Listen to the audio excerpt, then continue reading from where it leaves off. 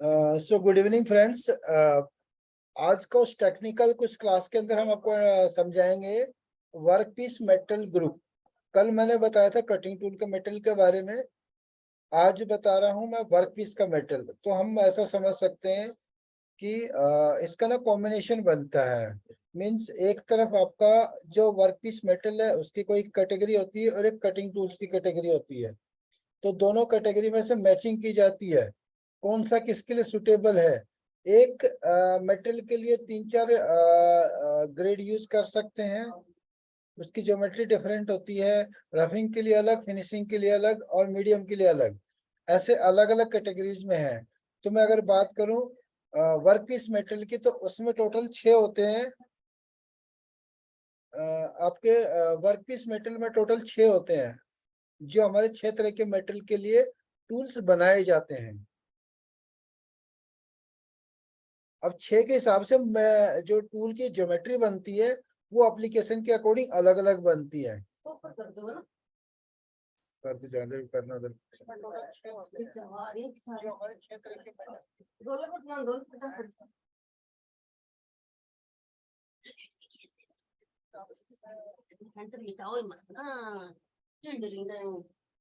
सो अभी इसको ना मैं आगे करता हूँ, अभी आपको एक एक करके एक्सप्लेन कराता हूँ। हो सकता है कि आप इसको ध्यान से देखना है, कोई चीज समझ में नहीं आए वो क्लास के एंड में पूछ लें। 10 मिनट का टाइम दूंगा मैं आपको। सो मैं इसको आधा घंटा ही पढ़ाऊंगा, आधा घंटा से ज्यादा नहीं। आधा घंटे से ज्यादा ये ऊपर से जाने लग जाता है, क्योंकि ये चीजें धीरे धीरे धीरे एक दिन में आने वाली चीज नहीं है।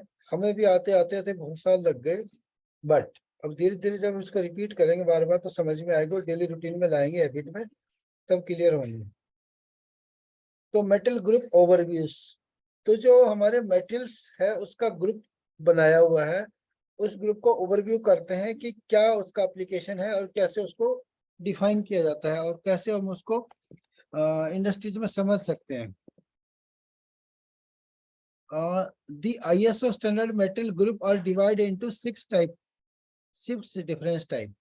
तो इंडस्ट्रीज के अंदर जो स्टैंडर्ड बनाया हुआ वर्ल्ड वाइड, वो 6 तरह के मेटल को कंसीडर करके बनाया गया है, मतलब 6 ग्रुप बनाए गए हैं। इस ग्रुप के अंदर सब कैटेगरीज होती हैं, सब ग्रुप होते हैं।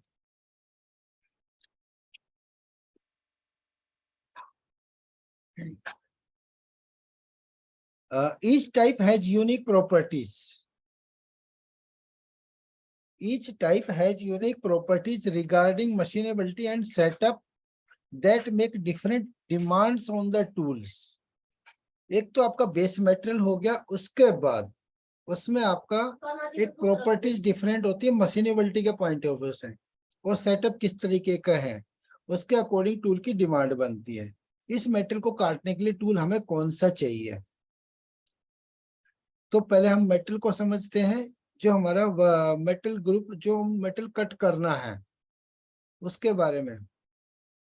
तो बेसिक जो है 6 हमारे ग्रुप डिफाइन किए गए हैं। पहला जो होता है PMKNSH, 6 है। P माइनस होता है स्टील। अब स्टील में डिफरेंट ग्रेड हो सकते हैं, डिफरेंट डिफरेंट प्रॉपर्टीज हो सकती हैं। तो बेसिक जो ग्रुप बनाया है स्टील, उसके बाद स्टेनलेस स्टील जिसको हम M से डिफाइन करते हैं, K कास्ट आयरन के लिए, N नॉन फेरस के लिए, S सुपर अलॉय बोलते हैं इसको, और H मानी हार्डेंड स्टील। Hardened steel. तो ये 6 तरह के बेसिक मेटल होते हैं, इनके सब कैटेगरीज होती है। और ये मेटल जो है इसमें इस मेटल का क्या क्या पार्ट्स बनाते हैं, इसकी क्या खासियत है उसके बारे में समझते हैं। पी जो मेटल है आपका, पी जो मेटल होता है आपका, the largest variety of different type of component is probably in the P area as it cover several different sector in industries। भी जो बहुत बड़ा एरिया है जो आपकी इंडस्ट्रीज को कवर करता है, क्योंकि मोस्टली जो स्टील यूज ज्यादा होता है।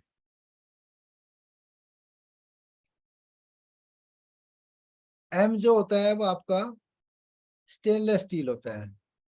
In the M area a big part of application is the oil gas. In gas, oil tubes, flanges, process industries and pharmaceutical business में यूज होता है आपकी स्टेनलेस स्टील जो है। हाउ हाउ या तू ही बता दे। हाँ। नेक्स्ट आता है के का मतलब होता है कास्ट आयरन। एक ढलवा लोहा होता है, एक पिटवा लोहा होता है। हम यहाँ पे बात कर रहे हैं ढलवा लोहा की। पिटवा लोहा मतलब स्टील जो फोर्जिंग बनता है। तो जो का मतलब होता है कास्ट आयरन।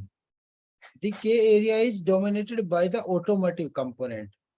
जो के जो कंपोनेंट बनाए जाते हैं के मेटल का, वो ऑटोमोटिव इंडस्ट्रीज में यूज होते हैं। ऑटोमोटिव कंपोनेंट्स के लिए, मशीन बनाने वाले के लिए, मशीन बिल्डर्स के लिए, and iron works production.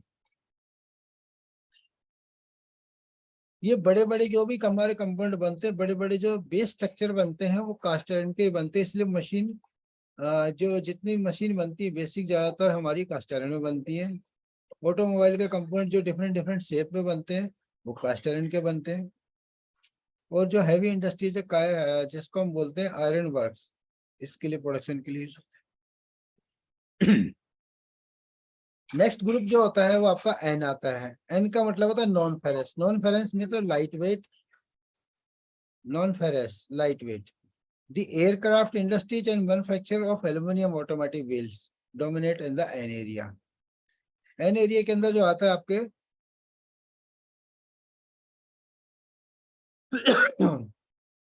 Aluminium component बनाने वाले,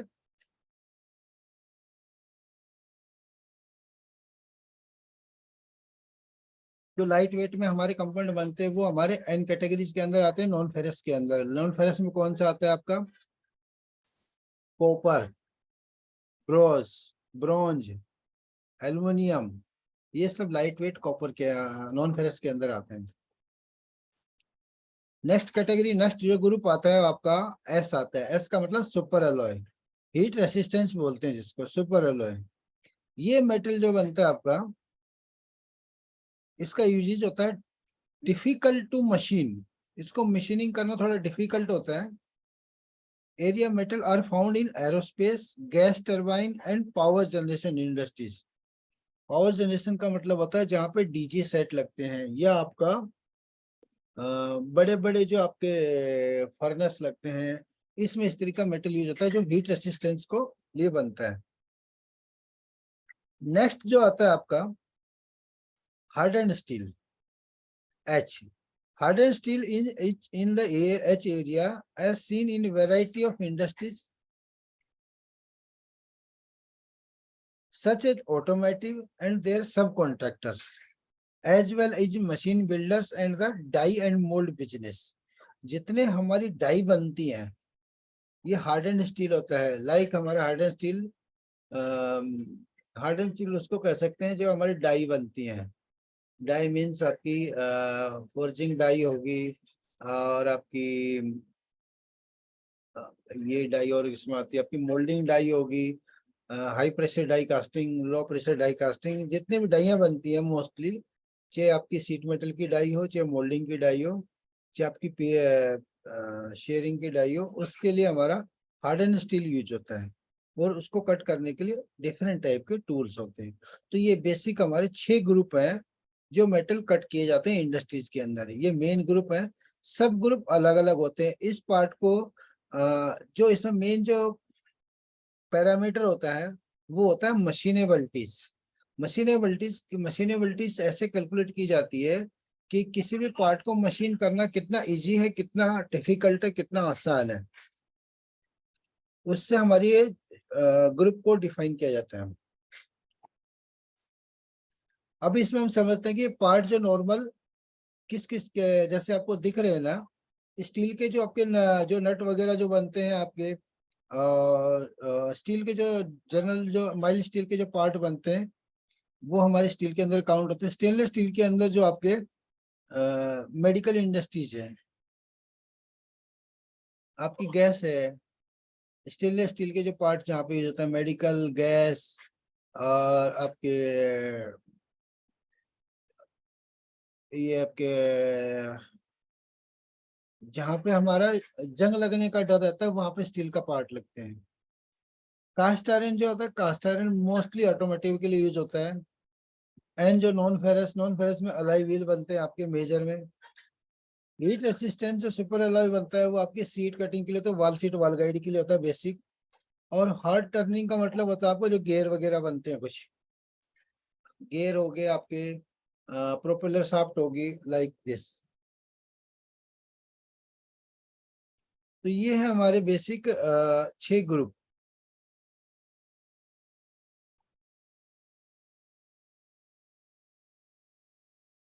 अभी जो है इसका मेटल एंड इम्पैक्ट और मशीनिंग, इस मेटल का मशीनिंग पे क्या इम्पैक्ट पड़ता है, उसके लिए कौन से फैक्टर है, क्या इफेक्ट पड़ता है।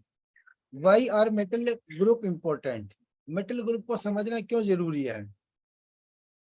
वर्क पीस मेटल इफेक्ट, इसका इफेक्ट किस पे पड़ता है, टूलिंग पे। वर्क पीस मेटल का टूलिंग पे क्या इफेक्ट पड़ता है, तो सबसे पहले आता है आपका टूल सिलेक्शन क्राइटेरिया। उसके अंदर टूल सिलेक्शन के अंदर लीड, रैक और relief, edge preparation, grade and coating, ये मेजर फैक्टर हैं जो हर एक ग्रुप के लिए डिफरेंट डिफरेंट यूज किए जाते हैं। उसके बाद आती है chip forming.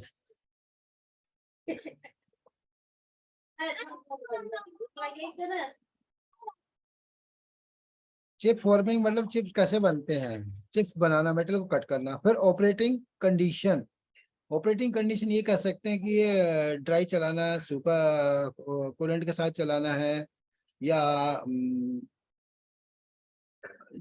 Depth of cut कितना होना चाहिए, लाइक जरा ऑपरेटिंग कंडीशन है, होल्डिंग कैसी होनी चाहिए। इसका ऑपरेटिंग कंडीशन के अंदर जो आउटपुट आती है आपकी टूल लाइफ एंड प्रोडक्टिविटीज, ये इंपॉर्टेंट है कि हमें चाहिए क्या, पार्ट जल्दी चाहिए, एक्यूरेट चाहिए, कॉस्टली, कम कॉस्ट में बनना चाहिए, कम लागत में बनना चाहिए। तो ये हमारी चीजें इन पर इफेक्ट पड़ती है। ये जो मेटल अगर हमारा चेंज हुआ तो टूलिंग के लिए सब चेंज करने पड़ेंगे हमें। तो वर्कपीस मेटल के अकॉर्डिंग टूल जो सिलेक्शन है सबसे मेजर क्राइटेरिया है। टूल सिलेक्शन होगा, टूल सिलेक्शन हम ये नहीं कहते कि इनसे टीएनएमजी लगाने चाहिए, सीएनएमजी लगाने चाहिए, वो बात नहीं कर रहा है। जस्ट उसकी अंदर की बात कर रहे हैं कि मेटल जो टूल काटने के लिए मेटल जो लगेगा वो कौन सा होगा, उसका होल्डिंग कैसे होगा, और आपका इनसेट का ग्रेड कौन सा होगा, कोटिंग कौन सी होगी, डेप्थ ऑफ कट कितना होगा, फीड कितना होगा, वो सब इसी से निकल के आएगा आपका मेटल ग्रेड के ऊपर। नेक्स्ट इसमें जो आता है हमारा मशीनेबिलिटीज। अब मशीनेबिलिटी क्या होती है उसको समझना पड़ेगा हमें, जो इंपॉर्टेंट है मशीनेबिलिटीज। कटिंग टूल इंडस्ट्रीज के अंदर या हम मशीनिंग एरिया के अंदर अगर काम करते हैं तो मशीनेबिलिटी समझना सबसे इंपॉर्टेंट है। मशीनेबिलिटी से एक पैरामीटर होता है जिससे हम डिसाइड कर सकते हैं कि एक मेटल को कट करना कितना आसान है, कितना डिफिकल्ट है। एक पानी गिलास लियो। ये कह सकते हैं जैसे हमारा सॉफ्ट मेटल होता है, एल्युमिनियम सॉफ्ट मेटल है, और अगर मैं बात करूं को स्टील का काटना थोड़ा सा हार्ड होता है। तो उससे हम अंदाजा ला सकते हैं कि एक हमें कटहल काटना है और एक हमें टमाटर काटना है। जस्ट एक एग्जाम्पल। तो दोनों के लिए सेम टूल यूज नहीं कर सकते।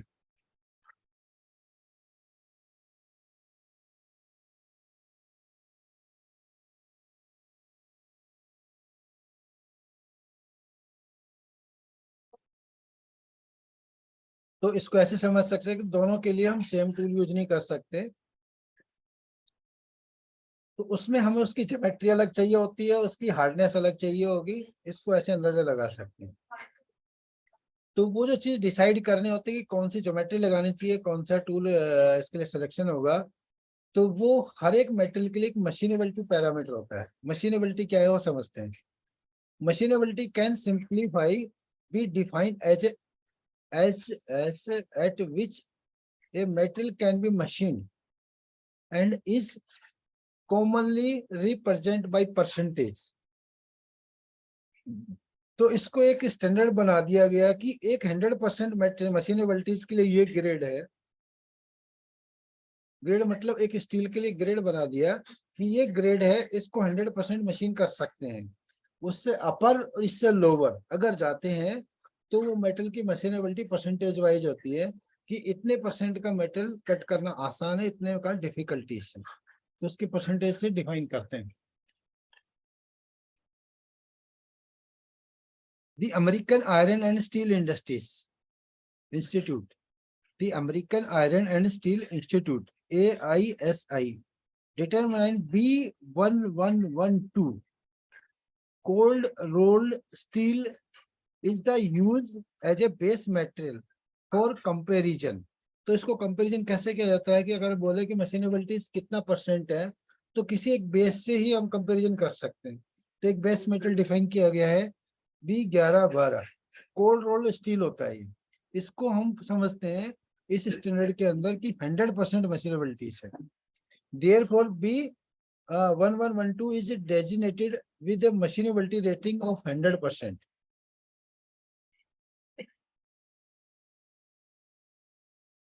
Machinability rating is effect by, machinability जो रेटिंग डिफाइन होती है वो किस किस पे इफेक्ट पड़ती है आपकी? Ductility, hardness, thermal conductivity and composition.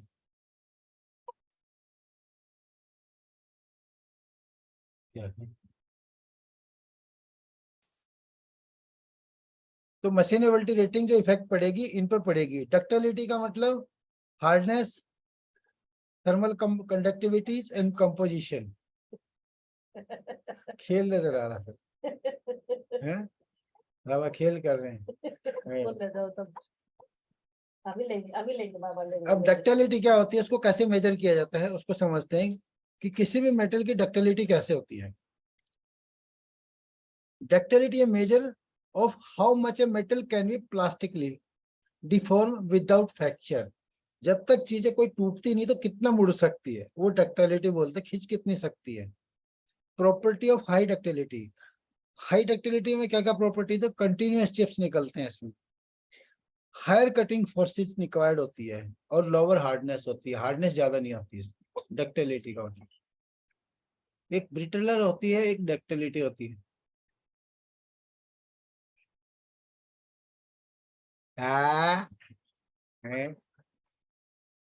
Property of low ductility, ductility के अंदर क्या होता है? सेगमेंट चिप्स होते हैं, छोटे छोटे चिप्स निकलते हैं। लोअर कटिंग फोर्स चाहिए होती है और हायर हार्डनेस होती है। डक्टिलिटी का दो अलग अलग हमने बताया, एक हायर और एक लोअर।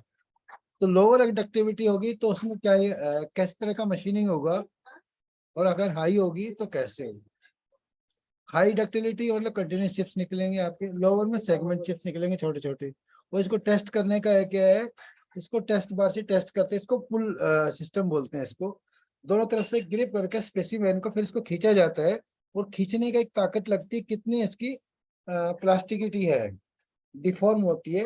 जब ये टूटता है तो कितने लोड पे टूटता है। हार्डनेस क्या चीज होती है? ये हम मेटल की बात करते हैं जो मशीनेबिलिटी निकालेंगे जिससे है। Hardness is the measure of a material's ability to resist deform. मतलब चीज बेंड होगी तो वो हार्डनेस से होगी। ये hardness is a hardness increase cutting force required to plastic deform the work piece metal increase. Hard metal को काटने के लिए हमें कटिंग टूल्स के लिए फोर्स ज्यादा चाहिए होगी और heat generated in the cut increase. जब कट करेगा तो हीट इंक्रीज होगी, टूल लाइफ डिक्रीज हो जाएगी हार्डनेस बढ़ने से। हार्डनेस का फैक्टर क्या है कि अगर हार्डनेस बढ़ेगी तो मीन्स टूल ज्यादा घिसेगा। The higher the hardness the lower the tool life. जितनी हार्डनेस बढ़ती चली जाएगी टूल की लाइफ कम होती चली जाएगी। तो हार्डनेस फैक्टर आता है इसमें। उसके बाद आती है थर्मल कंडक्टिविटी। थर्मल कंडक्टिविटी क्या होती है? हीट और कूल को बर्दाश्त करने वाली। मैं अगर सीधी भाषा में बात करूं तो कोई चीज जैसे ठंडा गर्म होता है, एक कांच होता है, कांच के अंदर गर्म पानी डाल दो तो ठंडा डाल दो तो क्रैक हो सकता है। तो वो जो क्रैक की कुछ गिलास ऐसे होते हैं जो क्रैक नहीं होते, कुछ गिलास क्रैक हो जाते हैं। तो वही सेम इसमें थर्मल कंडक्टिविटी का इम्पैक्ट पड़ता है टूल के ऊपर। Thermal conductivity rate of heat transfer through a metal in steady state. जब टूल कटिंग करता है उस दौरान हीट ट्रांसफर कैसे होती है? Property of low thermal conductivity, अगर थर्मल कंडक्टिविटी कम है तो retains heat in the shear zone. जहां पे कटिंग कर रहा होगा वहां पे सीयरिंग होगी, उस जोन में हीट बढ़ जाएगी। Pre mature heat deform in cutting tools, tool जो है जल्दी डिफॉर्म हो जाएगा। जैसे आपको ये दिख रहा है कि हीट अगर यहाँ ज्यादा बनी है तो ये कम रहेगी। But property of high thermal conductivity despite heat from the shear zone, shift हो जाएगी। पार्ट डिस्टोर्शन, पार्ट आपका गर्म होके पिघल सकता है, बैंड हो सकता है, उसकी प्रॉपर्टी डिफॉर्म हो सकती है। डिस्टोरेशन मतलब पार्ट बेंड हो जाना, पार्ट की शेप खराब हो जाना, ये आपकी डक्टिलिटी के इफेक्ट है। थर्मल कंडक्टिविटी कैसे समझ सकते हैं? Under ideal machining condition a major portion of heat generated, जब नॉर्मल वे में टूल कट कर रहा होता है machining condition, a major portion of heat generated in the cut is carried away from the shear zone by the chips. क्योंकि जो heat कैसे जाएगी आगे, जैसे टूल जब कट कर रहा है तो चिप्स का टुकड़ा टूटेगा और वो कुछ देर तक टूल के साथ रगड़क खाएगा। तो जहां पे टूल रगड़क खा रहा है वहां पे हीट जनरेट ज्यादा होगी, न कि जहाँ पे शेयरिंग पॉइंट है।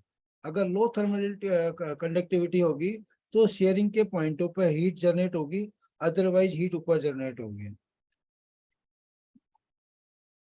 आपको जैसे पिक्चर के अंदर दिख रहा है, मैं एक्सप्लेन कर देता हूँ। यहाँ पे आपको ये हीट दिख रही है, तो ये जो चिप्स इसके साथ जाएगा, मैं इसको अगर नॉर्मल में बात करूँ तो ये आपका एक टूल की शेप है। जब ये टूल मेटल को कट करेगा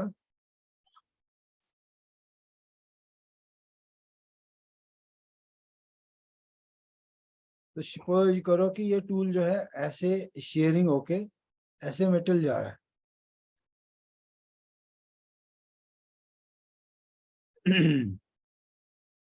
हम इसको ऐसे समझ सकते हैं कि आपका मेटल सोलेगा। जब मेटल कट करेगा तो यहाँ पे शेयरिंग होगी, तो यहाँ पे जो हीट जनरेट हो रही है, यहाँ तो अलग कंडीशन है। क्या होता है कि यहाँ पे कट कर रहा है, यहाँ पे शेयरिंग कम है, बट ये जो बैंड होता है ना, अंदर घुस के जब बैंड होगा, होता क्या है कि जब हम मेटल को ऐसे ऐसे घुमाते हैं ना, कई बार तार को किसी को, तो आपने देखा हो तार ऐसे हिलाने से, बार बार हिलाने से गर्म होता है, गर्म होकर टूट जाता है।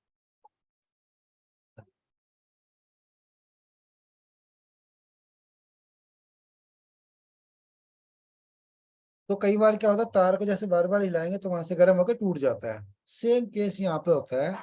तो क्या होता है कि जब चिप्स कट के टूल के साथ रगड़े खा के जैसे वो बेंड होगा, मुड़ेगा, और मुड़ के जब टूटेगा तो वहां पे हीट जनरेट होगी ज्यादा। तो low thermal conductivity lead to low machinabilities. अगर लो थर्मल कंडक्टिविटी होगा तो मशीनेबिलिटीज डाउन हो जाएगी। Heat not properly dispread, low thermal conductivity का मतलब आपकी मशीनेबिलिटीज लो हो जाएगी, जिससे काटना इतना आसान नहीं है। फास्टर टूल वियर, टूल जल्दी घिसेगा। बिल्डअप एज, बिल्डअप एज का मतलब मेटल जो है ना टूल के चिपक जाएगा। बिल्डअप एज किसको बोलते हैं? मेटल का कट के टूल के चिपक जाना है, क्योंकि वहां पे हीट ज्यादा जनरेट नहीं हुई, और एक जस्ट एक रब करके और टच हो गया और मेटल उसके चिपक गया। ऐसा चिकना होना चाहिए कि टूल उसके टूल के साथ चिप्स निकल के अलग गिर जाए।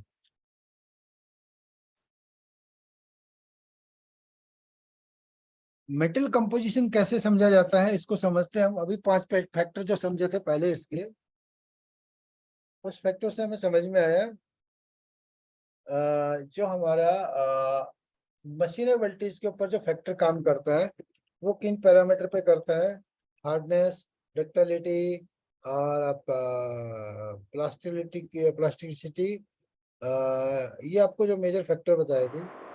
अभी इसके लिए मेटल कंपोजिशन यूज करना होता है, किस मेटल को क्या बोलते हैं, कितना परसेंटेज रेशियो होता है, ये हम बात कर रहे हैं क्योंकि नॉर्मल किसी एक मेटल के बारे में। तो ये कंपोजिशन समझना जरूरी है। मेटल कंपोजिशन, कुछ पैरामीटर ऐसे होते हैं, पैरामीटर मीन्स कुछ एलिमेंट्स ऐसे होते हैं जो इजी वे में कट जाते हैं, और किसी की परसेंटेज बढ़ते ही मशीनेबिलिटीज की वैल्यू चेंज हो जाती है। और जैसे वैल्यू चेंज होगी तो आपको उसको कट करना डिफिकल्ट हो जाएगा, टूल हमें दूसरा लगाना पड़ेगा, रिकमेंडेशन चेंज हो जाएगी। तो पहले मेटल का नाम समझते हैं, किस मेटल को क्या बोला जाता है, और अगर कभी भी उसकी हमें समझना हो तो कैसे। Material that make machine easier, ये मेटल अगर है हमारे तो मशीनिंग करना आसान है। और जैसे ये पैरामीटर मिलते हैं इसमें, ये एलिमेंट्स मिलते हैं, तो मोर डिफिकल्टीज बढ़ती जाती है। जो वो 1% है, 2%, 5%, कितना भी इंक्रीज। तो एक होता है लीड, इसको हम सीसा बोलते हैं। एक सल्फर होता है, कैल्शियम होता है, मैग्नीशियम ऑक्साइड होता है, और सिलेनियम होता है। तो ये होते हैं, ये मेटल में अगर हैं तो मशीनिंग आसान है करना। और जैसे ही हमारा क्रोमियम मिल जाता है उसमें, क्रोमियम, मैग्नीज, मोलिडेनियम, निकल, सिलिकॉन, वेनेडियम, टंगस्टन और टेंटलम, ये मेटल अगर इसमें मिल जाते हैं तो ये इसको मेटल को कट करने में डिफिकल्टीज पैदा करते हैं। ये हमारे जो 6 मेटल ग्रुप है, उसी में सब मेटल की प्रॉपर्टीज यही होती है, किसी में कम या किसी में ज्यादा। तो एक एग्जांपल समझते हैं हम। एक मेटल ग्रेड होता है आपका 4340 स्टील है। ये कलर से आपको अंडरस्टैंड करना है कि कलर कौन सा, सब कुछ है। पहले आपको एक कलर याद रखने, 6 जो कलर बताए हैं उसी कलर में से एक ये डिफाइन किया स्टील के लिए, जिसको हम स्काई ब्लू बोलते हैं। तो अगर ये मेटल ग्रेड है तो इसके अंदर हमारा कार्बन परसेंटेज कितना होगा, 0.37 से 0.43। क्रोमियम कितना होगा, 0.9%। अगर क्रोमियम बढ़ता चला जाएगा तो मशीनेबिलिटी भी चेंज हो जाएगी। नॉर्मल बेसिक आयरन जो होगा वो आपका 96% होता है। ये आपका रॉ मेटेरियल होता है। बाकी चीजें मिलाई जाती हैं ग्रेड को बनाने के लिए। मैग्नीशियम हमारा 0.6 से 0.8% है। मोलिडिनियम होता है 0.3% तक। निकल होता है 2% तक। फास्फोरस होता है, ये आपका लेस देन और इक्वल टू 0.035%। सिलिकॉन 0.15 से 0.3%। सल्फर लेस देन और इज इक्वल टू 0.04%। ये आपकी परसेंटेज रेशियो बनती है। अब फॉर एग्जांपल एक सुपर एलॉय मेटल होता है जो हमारा 6 ग्रेड में से एक है। सुपर एलॉय के अंदर क्या होता है, जो क्रोमियम है आपका, यहाँ पे हमारा 0.3%, 0.4% था, या 17% क्रोमियम होता है। और 17% क्रोमियम होने से हमारा मेटेरियल जो है कट करना डिफिकल्टीज हो जाती है। तो यहाँ पे जो आयरन देखेंगे 55% हमारा बेसिक आयरन है, बाकी चीजें ज्यादा है, या 5% या एक्स्ट्रा मेटेरियल है। और यहाँ पे हमारा 45% एक्स्ट्रा मेटेरियल है जो अलग अलग है। इसमें निकल ज्यादा होती है आपकी, 28% निकल हो गया। टाइटेनियम आपका 2.2% है।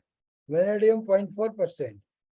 और आपका मोलिडियम 1.5%। तो ये जैसे ये मेटेरियल जितने इसमें इंक्रीज होते चले जाएंगे बेसिक से, उतने ही डिफिकल्टीज बढ़ती चली जाएगी। ये एक बेसिक है समझने का। जिसमें हम मेटल को किसी को भी कट करने के लिए टूल जब सिलेक्ट करते हैं तो ये चीजें जानना जरूरी है कि मेटल की प्रॉपर्टीज क्या है। अगर बोलेगा स्टील है, स्टील एक तरीके का नहीं होती, स्टील कम से कम 50 तरह के स्टील होते हैं, ज्यादा भी होते हैं। बट एक नॉर्मल वे बता रहा हूँ, ज्यादा कितने होते हैं मैं एक्सप्लेन करूंगा उस समय। एक टेबल बताऊंगा जिसमें टेबल से समझ में आएगा किस मेटल के लिए कौन सा टूल यूज करना चाहिए एज ए कार्बाइड मेटल की प्रॉपर्टीज। कार्बाइड मेटल की प्रॉपर्टीज बता रहा हूँ, कोटिंग बताऊंगा। शेप डिफरेंट हो सकती है, मिलिंग के लिए अलग, टर्निंग के लिए अलग हो सकती है, वो सब अलग अलग चीजें हैं।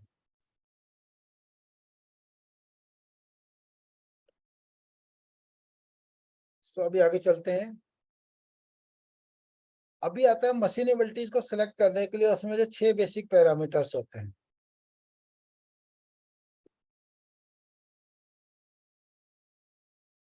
मैं अभी क्वेश्चन पूछना चाहता हूँ, अभी ये सब क्लियर है, किसी को आगे बढ़ने की जरूरत है अभी? क्लियर है सर? यस सर, क्लियर है। ओके। सो यहाँ पे अभी 6 पैरामीटर हैं डिपेंडिंग ऑन द पार्ट मशीनेबिलिटीज। हम ये कह सकते हैं कि मशीनिंग करना आसान है या नॉर्मल है, ये कैसा है। तो 6 पैरामीटर कौन से हैं जो मशीनेबिलिटीज को हमें परसेंटेज रेशियो में डिफाइन करता है। एक तो मैंने बताया आपको वो 6 पैरामीटर इसी से निकल के आए आपके। सबसे पहला वर्क पीस मेटल कौन सा है? T steel, M stainless steel जो येलो कलर से होता है, और आपका कास्ट आयरन के से होता है, और नॉन नॉन फेरस एन से होता है, S heat resistance super alloy बोलते हैं जिसको, और एस से हार्डन मटेरियल्स, हार्डन स्टील। एक तो वर्कपीस मेटल हो गया, सेकंड होगी उसकी हार्डनेस कितनी है, थर्ड है कंपोनेंट का डिजाइन कैसा है, कंपोनेंट की कॉम्प्लेक्सिटी कैसी है, टर्निंग है, मशीनिंग है, ड्रिलिंग है, बोरिंग है, क्या है वो, कब का कंपोनेंट किस तरीके का है। उसके बाद आती है आपकी एप्लीकेशन। तीन पैरामीटर आपके ये हो गए, तीन पैरामीटर ये है। एप्लीकेशन आपकी turning, milling, drilling, roughing, heavy, medium, light, कौन सा है ये। उसके बाद कंडीशन। कंडीशन हमें दो तरह की होती है, एक होती है नॉर्मल कटिंग, एक होती है अबनॉर्मल। अबनॉर्मल मीन्स आपका इंटरप्टेड कट है या नॉर्मल कट है, कंटिन्यूस कट है। तो इंटरप्टेड कट का मतलब क्या होता है कि टूल जब कट करेगा तो कंटिन्यूस उसको मेटल नहीं मिलेगा, बीच में कहीं खाली जगह आएगी। तो खाली जगह का मतलब आपका टूल वहां पे कट नहीं करेगा और नेक्स्ट एक इम्पैक्ट डालेगा। अगर मैं बात करूं जैसे अभी कोई राउंड चीज है और उसके अंदर अगर खांचे काट दे फिर उसको टर्न करें तो घट घट घट घट घट की आवाज आएगी ना। या किसी गियर को कट करे, स्प्लाइन को टर्न करना होता है, लाइक दिस। तो वो हैवी इंटरप्शन, नॉर्मल इंटरप्शन और कंटिन्यूस कट, ये उस पर डिपेंड करेगा कंडीशन पे। तो कंडीशन का एक तो होगी मेटल का कट करने का कंडीशन, दूसरा होता है क्लैंपिंग कंडीशन। क्लैंपिंग कंडीशन इसलिए इंपॉर्टेंट है कि फिक्सचर जो है हमारा, जो पार्ट को होल्ड करे हुए, वो कितना रिजिड है। ऐसा तो नहीं वो खिसक जाएगा या हिल जाएगा, वाइब्रेट करेगा। वो आपकी कंडीशन डिफाइन करती है। लास्ट वाला होता है cutting environment. Environment means direct, जो मैं बता रहा था आपको, ड्राई मशीनिंग है, कूलेंट के साथ है। कूलेंट है तो कौन सा है, मिस्ट कूलेंट है, ये आपका एक होता है आपका मिस्ट कूलेंट होता है, एक आपका फ्लूइड कूलेंट होता है जो वाटर वाटर सोलेबल होता है, कि नीट ऑयल होता है। तो इट डिपेंड्स ऑन आपका टूल और प्रॉपर्टीज, उसके ऊपर डिपेंड करेगा कि कूलेंट कौन सा होना चाहिए। तो 6 पैरामीटर आपके बताए मैंने इसमें। अब आगे आगे चलते हैं इसके, जो मैंने 6 मेटल ग्रुप बताए थे उनको आगे आगे चलते हैं। आप उसके साथ एक चीज ऐड होगी जो आपको समझना है, जरूरी है। Work piece metal and machine welding. पहले हमने वर्क पीस मेटल का ग्रुप समझा था, अब ग्रुप का थोड़ा सा डिटेल में जाएंगे, सब ग्रुप के बारे में। मेटल ग्रुप ब्रेकडाउन हमारा common example, use metal properties and machining. तो हम स्टील को हम पी से डिटोनेट करते हैं, डिनोट करते हैं। पी जो है हमारा 1 से लेके 6 तक होता है। बेसिक इसमें 6 होते हैं, मीन्स स्टील 6 ग्रेड में काउंट होता है, P1 से P6 तक। स्टेनलेस स्टील M1 से M3 तक, K1 से K3 तक। नॉन फेरस N1 से लेके NP7 तक, इसमें ज्यादा होते हैं आपके। सुपर अलॉय आपका S1 से लेके S4 तक, और हार्डन वन H1 से लेके H4 तक। तो H1 से H4 क्या बोला है कि इनकी जो केमिकल कंपोजिशन है उनको ये 1 से लेके 6 रेटिंग दी गई है। ये हमें जब टूल की पैरामीटर सेलेक्ट करने और टूल सेलेक्ट करना हो उस टाइम में जरूरत पड़ती है कि मेटल एक्चुअल में है कौन सा। Characteristic of chip formation and removals. मैं इसको कैसे बताऊं, आपको क्या समझूं। चिप बनाने के लिए और चिप रिमूवल करने के लिए दो तरीके, क्या क्या तरीके, फैक्टर इसमें इंपॉर्टेंट होते हैं। Factor that must be identified in order to determine a material machinabilities. सबसे पहला था क्लासिफिकेशन, मेट्रोलॉजिकल, मैकेनिकल और वर्कपीस मटेरियल्स। सेकंड आता है cutting edge macro and macro geometry to be use. The cutting tool material grade either coating, cemented carbide, ceramic, CBN, PCD, etc. These selection will have the great influence on the machinability of the metal at hand. तो हमें इसमें picture में देखने से ये अंदाजा लगेगा कि मेटल के जो चिप्स बनते हैं ना, वो चिप्स कैसे बनते हैं। हर एक मेटल का चिप्स की प्रॉपर्टीज अलग अलग होती है। पी का जब स्टील को हम देखेंगे, इस पी को देखने से क्या समझ में लग रहा है कि जब मेटल कट करेगा तो इस तरह का हुआ है, जल्दी से बेंड नहीं होगा और ये हल्का हल्का बेंड हो जाएगा। बट स्टेनलेस स्टील आपका बिल्कुल ही बेंड नहीं होगा, वो टुकड़ों में टूटता चला जाएगा। कास्ट आयरन में आपका आपके बुरादा जैसा चिप्स निकलता है।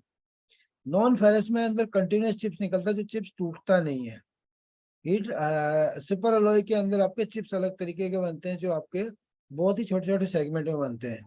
और हार्डन स्टील के लिए आपके लंबे चिप्स निकलते हैं थोड़े, बट ब्रेक होकर निकलते हैं, चिप्स की थिकनेस इक्वल रहती है।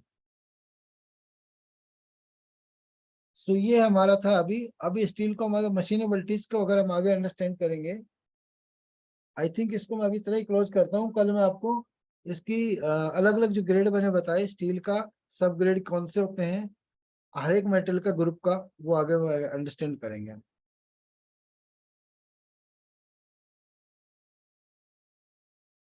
किसी का कोई सवाल है तो पूछे इसमें।